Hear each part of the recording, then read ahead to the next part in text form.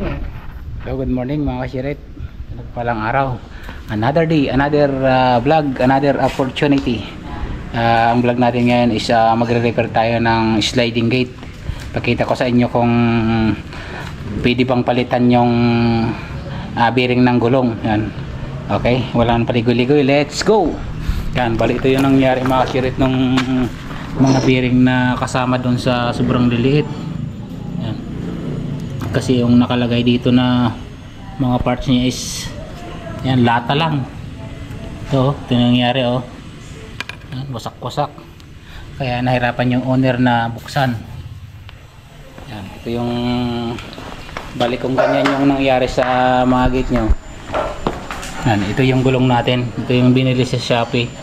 Nabibili ko sa Shopee sa Lazada. Hindi ko lang alam kung ilang inches to. Yan, nasa around 2 inches yung mga kasiret yung gulong na to. Pag ganito yung nangyari sa mga sliding gate nyo is nabibilhan to ng bearing. Bali ito mga kasiret yung binili natin na bearing replacement. Yan, size nya mga kasiret is 608. Yan, yan 608 ang bearing na para dito. Bali ito yung itsura nya. Tinanggalan natin ng takip para malagyan natin siya ng grasa para tumagal. Yun lang naman yung nakakasira nito, lalo na pag naulanan tapos kurang sa maintenance, walang langis, talagang masisira tapos malalagyan ng alikabok or buhangin. Yun ang madaling makasira ng ating mga gate. Kaya kailangan may maintenance, kahit lagyan nyo ng used oil palagi. Yan, kahit once a month para tumagal yung mga bearing ng ating sliding gate. Okay, let's go. Ngayon is maglalagay tayo ng greasing.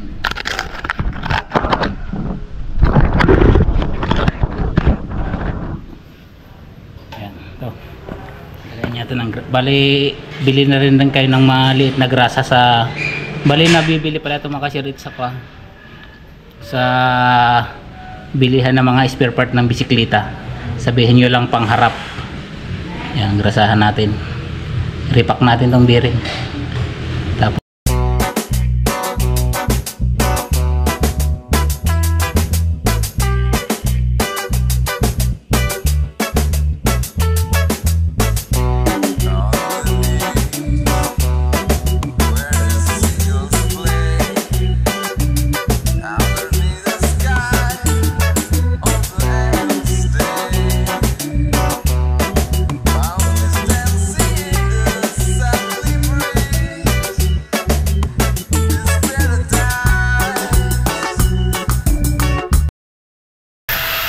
kasama pala natin dito si Kahagit.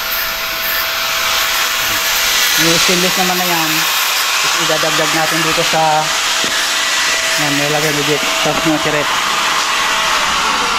idadagdag natin dito sa ibabaw para maging ito yung technique na para maging magaan yung takbo nung smooth yung takbo ng gulong natin mga siret. Yan, i-welding natin dito yan ng stainless. Mamaya nakita ko sa inyo kung gaano kagaan na. Kung dati is hirap yung magbubukas nito,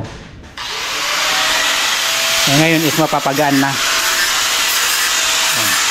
Kasi kita ko sa inyo mga siret, ito kasi yung gulong na ito mga siret, pag nakapatong siya dyan, yan, bali nakapit siya dito sa angle nung angle bar, nakapit siya dyan kasi naka-angle din ito mga siret. Ngayon pag nilagyan natin yan ng bilog, bali itong portion na lang yan yung tatama, kaya malilisin yung bigat nung gagaan yung takbo niya, hindi na siya mahirap itulak. Yan, magiging ganyan na kasi yung itsura niya. Kaya is try natin. Okay, let's go. Ayun is magkakabit muna tayo ng gulong. Patay muna natin yung GoPro dito.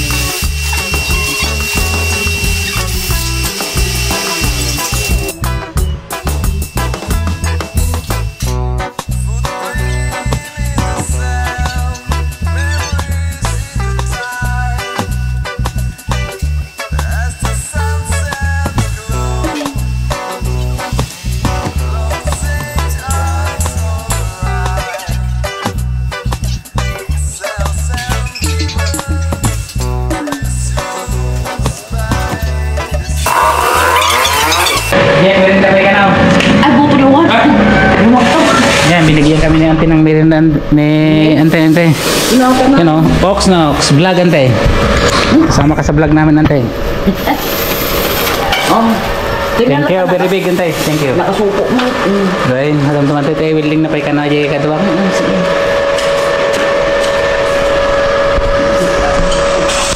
Yan mga siret, bali dinadagdagan na lang yung welding. Bali stainless steel yung ginagamit namin na pag pinaka-release niya. Tapos of course stainless din yung rod na gagamitin. Bali na isit na lahat yan. Dadagdagan na lang namin yung martilyo kang welding niya. Lalo na dito sa daanan sa driveway. Yan. Kasi may papasok na sasakyan dito. Kailangan is maraming welding doon sa additional na nilagay namin na railing. Stainless steel na 5/8.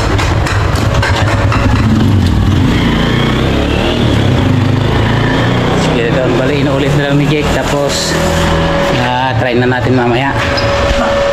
Let's go. Bali dalawang klase binili namin na stainless mga siret. Mayroon dito na dala kaming ko yung maliit 1/4 yan, kaya lang tinesting namin is kwa dun sa gulong lulusot yung pinaka gulong nya, yan o. 1/4 mas maganda talaga yung 5/8. Let's go. Bali ito yung Alcala project binalikan namin. Nasira yung bearing nung sliding. Yan. Bali inayos na rin nila dito yung naglagay namin ng mga aggregates noon, tapos naglagay ng barracks. Yan o, nilagyan na nila ng gate, maganda na. Yan o, tinambakan nila ng graba. Yan. Dito yung nilagyan natin ng mga materialis noon. Natarag na yan sa video mga sirit yan o. Ito na yung Alcala project.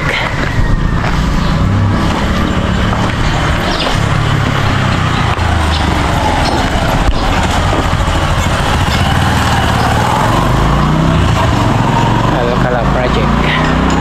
Bali run over na to. Binalikan lang natin yung gulong ng gate kasi nagkalawang. Kulang kasi sa maintenance kasi yung kanilang asawa is wala sa abroad. Mga babae lang ang dito kaya hindi nila alam yun na i-maintain. Sige. Bali ito yung service natin ngayon. Tingnan natin yung kasama natin doon.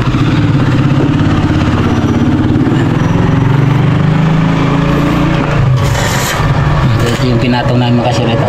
Tumas yan ng 316.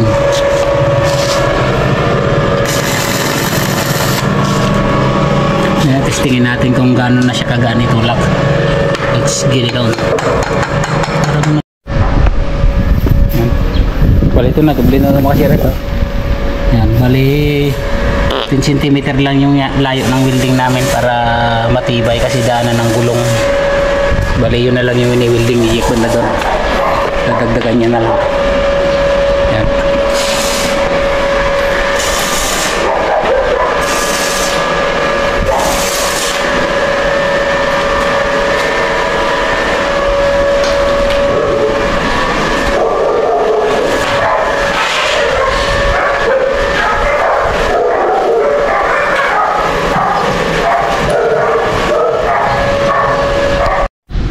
Yung mga kasiret, try na natin na buksan kahit isang daliri na lang. Kung noon is talagang magpipirsa ka, ngayon isang daliri na lang.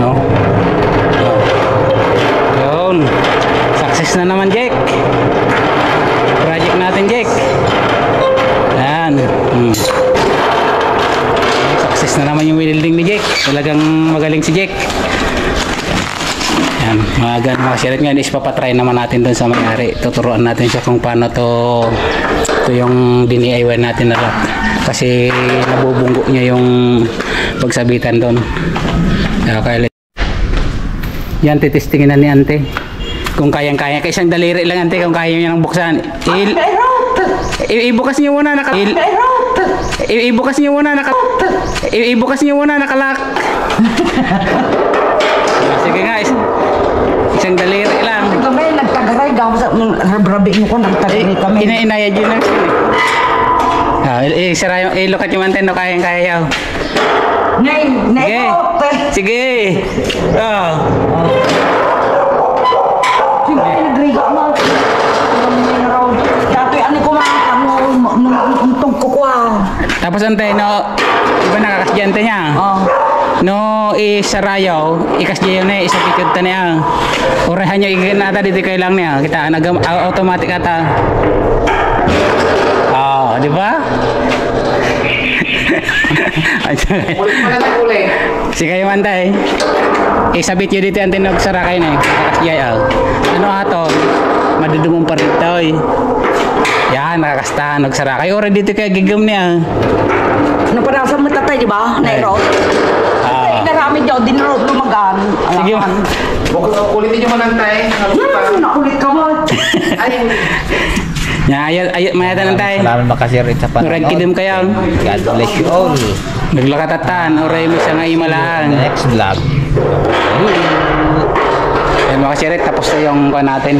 Hindi na mahirapan sa ating magbukas sara ng kanyang sliding. Pamusin ko nagriga ang lukatan ko. Pag-iso natin ang lukan ko.